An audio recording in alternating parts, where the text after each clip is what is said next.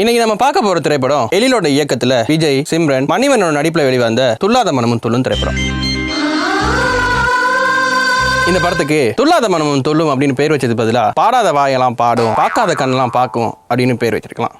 ஏன்னா இந்த படத்துல ஒரே பாட்டை தான் திருப்பி திருப்பி பாடிட்டு இருக்காங்க, ஒரே விஷயத்தை தான் திருப்பி திருப்பி பேசிட்டு இருக்காங்க. இந்த படத்துல கதை என்னன்னு பாத்தீங்கன்னா, ஆரம்பத்திலேயே ஹீரோக்கும் ஹீரோயினுக்கும் செட்டே ஆகல. அது ஏன் செட் ஆகல அப்படின்னா, அந்த ஹீரோவோட மூஞ்சி அப்படி. மூஞ்சி சார், மூஞ்சி சில மூஞ்சிகளை பார்த்தாதான் ஒத்துடன் போல தோணும். அவங்க பாக்குற ஒவ்வொரு இடத்துலயும் ஏதோ ஒரு பிரச்சனை வருது. அந்த பிரச்சனைக்கெல்லாம் காரணம் நம்ம ஹீரோ தான் அப்படின்னு ஹீரோயின் வழக்கம் போல லூசு தரமா நினைச்சுக்கிறாங்க. ஒரு கட்டத்துல ஹீரோயினோட கண்ணு போறதுக்கு ஹீரோ தான் காரணம் அப்படின்னு ஒரு சீன் வருது. அதுல குற்றவுணர்ச்சி தாங்க முடியாத நம்ம ஹீரோ அந்த ஹீரோயினை அப்படியே டேக் ஓவர் பண்ணிக்கிறாரு. அந்த ஹீரோயினுக்கு தேவையானதெல்லாம் பாக்குறாரு. அந்த ஹீரோயினுக்கு முழுக்க மறுபடியும் கண்ணு வரணும் அப்படின்னு சொல்லி ரொம்ப ட்ரை பண்றாரு. ஹீரோயினுக்கு கண்ணு வந்துச்சா, மறுபடியும் ஹீரோயின் ஒண்ணு சேர்ந்தாங்களா, பழைய தப்பெல்லாம் நான் இல்லை அப்படின்னு சொல்லி ஹீரோ புரிய வச்சாரா, இதுதான் இந்த படத்தோட கதை. இந்த படம் 107 நிமிஷம் ஓடுது. அதுல 160 நிமிஷம் சிம்ரன் குட்டி குட்டின்னு ஓடிக்கிட்டே இருக்காங்க. இதுல இந்த பெண் குட்டி அந்த குட்டியை பார்த்தாங்களா, இந்த ரெண்டு குட்டியும் ஒன்னா சேர்ந்தாங்களா, இவங்க ஒரு குட்டியை உருவாக்குனாங்களா அப்படின்றது தான் இந்த படத்தோட குட்டி ஸ்டோரி. இந்த படம் எடுக்கும்போது பட்ஜெட்ல ஏதோ பிரச்சனைன்னு நினைக்கிறேன். ஏன்னா ஒரே பாட்டை 9 தடவை போட்டிருக்காங்க.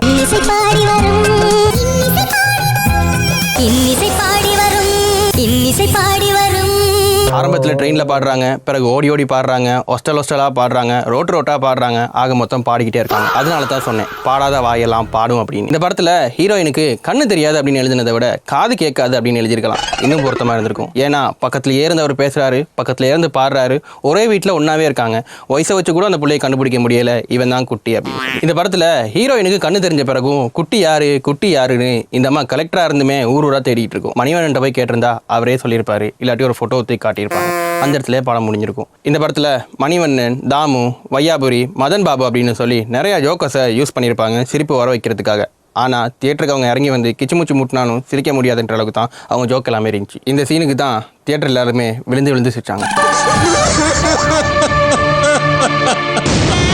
இந்த படம் முழுக்க சிம்ரன் குட்டி யாருன்னு தேடிட்டு இருந்தாலுமே இந்த குட்டியோட அம்மா யாருன்னு தான் நானும் தேடிட்டு இருந்தேன். ஏன்னா அவங்க தான் இந்த படத்தில் ஒரு கீ பாயிண்ட். அடுத்த முறை இன்னும் ஒரு சூப்பரான படத்தோட உங்க எல்லாரையும் சந்திக்கிறேன். நான் என்ன படத்தை ரிவ்யூ பண்ண அப்படின்றத கீழே கமெண்ட்ல சொல்லுங்க. அடே, ரெக்கார்ட் பண்ணக்குள்ள கட்சி தலைவராக தாண்டா இருந்தாரு, இப்போ சிஎம் ஆயிட்டாரா, என்ன கழிவு ஊத்த போறாலோ தெரியல.